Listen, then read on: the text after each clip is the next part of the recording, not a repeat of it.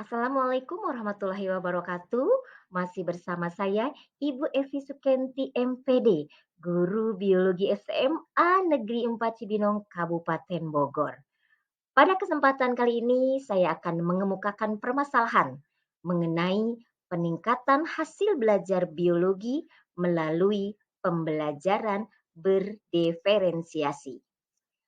Deskripsi permasalahan yang saya kemukakan di sini yaitu yang pertama, rendahnya hasil belajar siswa.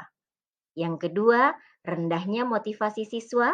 Dan yang ketiga, adanya karakteristik siswa yang berbeda-beda di dalam kelas.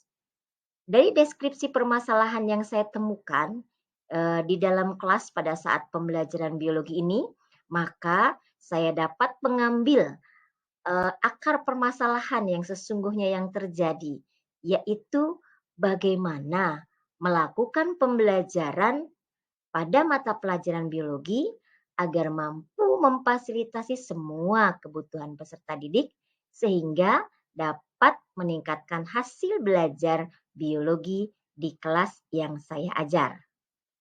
Adapun alternatif solusi yang saya lakukan dari permasalahan yang saya temukan di kelas ini, yaitu saya melakukan pembelajaran berdiferensiasi. Selanjutnya, sebetulnya apa yang disebut sebagai pembelajaran berdiferensiasi itu? Dari hasil pemecahan masalah yang saya temukan, yaitu dengan membaca berbagai literatur, di antaranya menyatakan bahwa pembelajaran berdiferensiasi itu adalah serangkaian keputusan masuk akal yang dibuat oleh guru yang berorientasi kepada kebutuhan murid. Hal ini dituliskan oleh Tomlinson 2001. Masih menurut Tomlinson bahwa pembelajaran berdiferensiasi adalah usaha untuk menyesuaikan proses pembelajaran di kelas untuk memenuhi semua kebutuhan belajar individu setiap murid yang ada di kelas. Selain daripada itu, bahwa pembelajaran berdiferensiasi juga merupakan pembelajaran yang berakar pada pemenuhan kebutuhan belajar murid dan bagaimana guru merespon kebutuhan belajar tersebut. Selain itu, menurut Nurdini 2021, bahwa pembelajaran berdiferensiasi merupakan pembelajaran yang mengakomodasi kebutuhan setiap individu untuk memperoleh pengalaman belajar dan penguasaan terhadap konsep yang dipelajarinya. Seperti kita ketahui bahwa untuk melakukan proses pembelajaran berdiferensiasi, kita harus mengetahui kebutuhan belajar murid itu apa aja sih? Nah, di sini kebutuhan belajar murid ini dapat dikategorikan menjadi tiga. Yang pertama adalah kesiapan belajar atau readiness. Seberapa mampukah siswa yang akan kita ajar ini memiliki pengetahuan awal. Lalu yang kedua adalah minat dan bakat. Apa sesungguhnya minat dan bakat mereka dalam proses pembelajaran yang akan kita langsungkan di dalam kelas. Sehingga guru harus mengetahui minat dan bakat setiap siswa atau setiap individu yang ada di kelas. Dan yang ketiga adalah profil belajar siswa atau profil belajar murid. Kita harus mengetahui bahwa setiap siswa memiliki gaya belajar yang berbeda. Ada yang visual, auditory, atau kinestetik. Masing-masing siswa memiliki karakter yang berbeda-beda dari segi profil belajar ini. Sehingga semuanya harus kita fasilitasi sesuai dengan kebutuhan peserta didik. Seperti kita ketahui bahwa pembelajaran berdiferensiasi itu mencakup tiga hal. Yang pertama adalah diferensiasi konten atau materi. Kemudian yang kedua adalah diferensiasi proses dan yang ketiga adalah diferensiasi produk. Dalam hal ini, guru harus dapat memilah konten-konten manakah yang akan diberikan kepada peserta didik sesuai dengan readiness, kemudian minat bakat maupun profil belajar siswa. Sehingga siswa betul-betul bisa menguasai atau bisa membelajarkan konsep ini sesuai dengan kebutuhan belajar siswa. Yang kedua, diferensiasi proses. Diferensiasi proses ini adalah diferensiasi atau perbedaan yang diberikan oleh guru pada saat proses pembelajaran. Apakah dilakukan secara individu atau dilakukan secara kolaborasi atau berkelompok. Dan yang terakhir adalah diferensiasi produk. Dari proses pembelajaran ini, maka produk yang akan dihasilkan oleh anak-anak atau peserta didik ini dalam bentuk apa?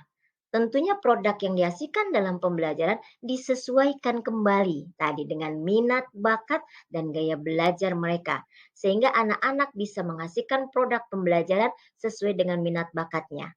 Hal ini menjadikan siswa belajar lebih senang karena memang pembelajaran dilakukan sesuai dengan minat, bakat, kemampuan, dan juga gaya belajar mereka masing-masing.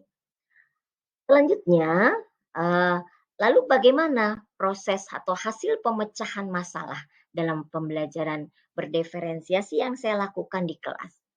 Yang pertama sudah dijelaskan tadi bahwa pembelajaran berdiferensiasi itu adalah pembelajaran yang memfasilitasi semua kebutuhan siswa sesuai dengan kesiapan belajar. Artinya kemampuan awal siswa untuk memulai satu proses pembelajaran, kemudian minat dan juga profil belajar siswa, dalam hal ini gaya belajar mereka. Selanjutnya, dengan kita mengetahui atau memfasilitasi semua kebutuhan peserta didik ini, maka otomatis peserta didik akan belajar dengan motivasi yang tinggi karena apa yang dia pelajari sesuai dengan kemampuannya, sesuai dengan minat dan bakatnya, dan juga sesuai dengan gaya belajarnya. Nah, hal ini nantinya akan berpengaruh pada peningkatan keberhasilan belajar siswa pada mata pelajaran biologi. Ini saya lakukan pada pembelajaran mengenai materi virus. Pada materi virus ini, saya melakukan proses pembelajaran secara diferensiasi. Berbeda dengan pada bagian awal saya mempelajari sebelumnya, yaitu keanekaragaman hayati. Nah, pada pembelajaran mengenai peranan virus ini, siswa saya berikan keleluasaan untuk memilih konsep, ya.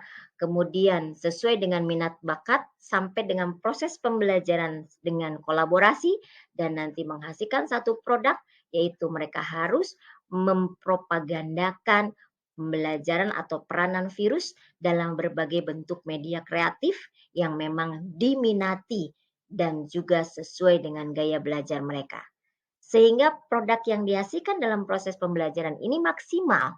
Kenapa demikian? Karena memang sesuai dengan kesiapan belajar, minat bakat, dan juga gaya belajar. Sehingga siswa sungguh-sungguh dalam menyelesaikan semua proses pembelajaran.